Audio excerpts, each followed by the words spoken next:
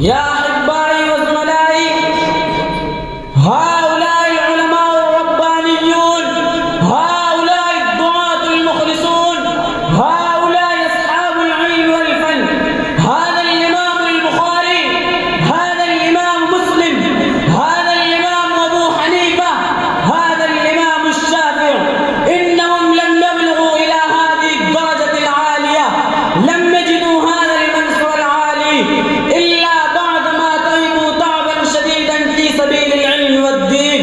فلا يدرك بجهد متخلخل، لا يدرك بالأمان الفارغة والأحلام الكاذبة. كما فليحذر وليخطب حول الموضوع فضيلة العلم.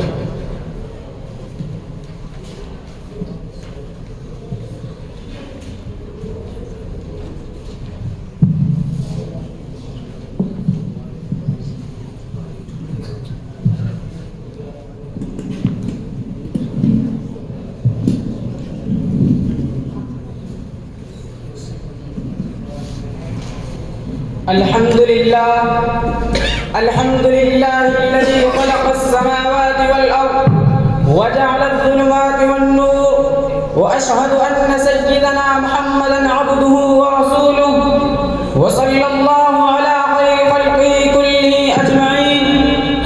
أما بعد، رئيس الحفل الموقر وحضرات الحكم وزملائي الأعزاء، سادتي وزملائي، إني أريد أن أبين أمامكم في هذه الحفلة فضيلة العلم وأهميته، فأنتم تشجعوني وتسمعون كلامي رغبة وشوقا. يا أحبائي وزملائي، إن العلم نعمة كبيرة من الله تعالى، وهو إنعام عظيم، وهو عطية ثمينة، وهو تحفة غالية يعطيها الله تبارك وتعالى عباده المخلصين، عباده المتقين. إن العلم ذريعة قوية يميز بها الإنسان بين الخير والشر، يميز بها بين الصلاح والفساد، يميز بها بين الحسنات والسيئات، يميز بها بين الفضائل والرذائل، يميز بها بين الحيوانية والإنسانية. إن العلم سبب قوي للإيمان بالله، سبب قوي لإدراك وحدانيته تعالى. إنه يحث الإنسان على الأخلاق الفاضلة، يحث على المكارم العالية، يحث على الأوصاف الجميلة، يحث على الحياة الفاضلة. إن العلم يمنع الإنسان من الرذائل والخسائس، إنه ينور العقول ويزين النفوس، إنه يفرق بين الحق والباطل، إنه يفرق بين الإيمان والكفر، إنه يهدي الناس إلى الحق ويمنع من الضلالة والجهالة. إن العلم هو الذي يحرز على الخشية والتواضع، هو الذي يحرز على التقوى والتوكل، يحرز على الأعمال الصالحة والأخلاق الفاضلة.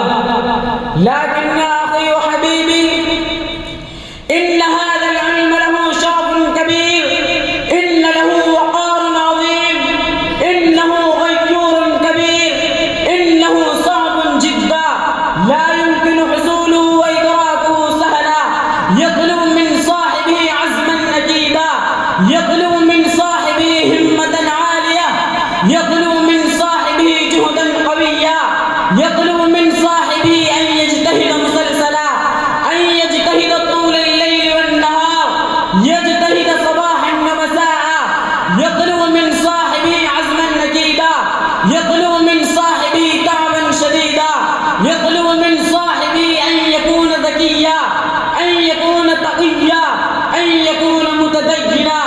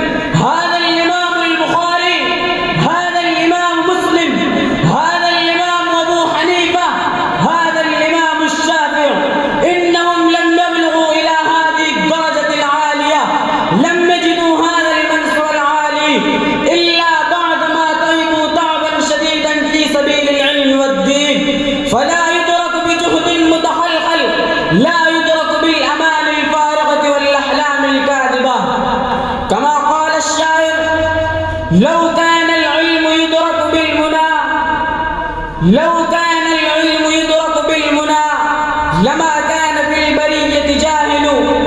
إن العلم نور من إلهي، إن العلم نور من إلهي، ونور الله لا يعطى لعاصي. فاجهد ولا تكسل ولا تك غافلا، فاجهد ولا تكسل ولا تك غافلا، فندامة العقبى لمن يتكاسل. وليس اكتساب المال دون مشقة، وليس اكتساب المال دون مشقة تحملها، فالعلم كيف يكون؟ يا أحبائي وزملائي، إن هذا العلم له أهمية كبيرة، أهميتها تتسع بأن الله تبارك وتعالى أنزل أول وحي للكتاب المقدس وهو يشتمل على العلم، فيقول الله تعالى: اقرأ باسم ربك الذي خلق، خلق الإنسان من علق، اقرأ وربك الأكرم الذي علم بالقلم. وقال في موضع آخر: الرحمن علم القرآن، خلق الإنسان، علمه البيان. وآخر دعوانا الحمد لله رب العالمين. इंशाअल्लाह 2 बच्चे बचे हुए हैं, बहुत जल्दी हो जाएगा इंशाअल्लाह, 2 बच्चे बस.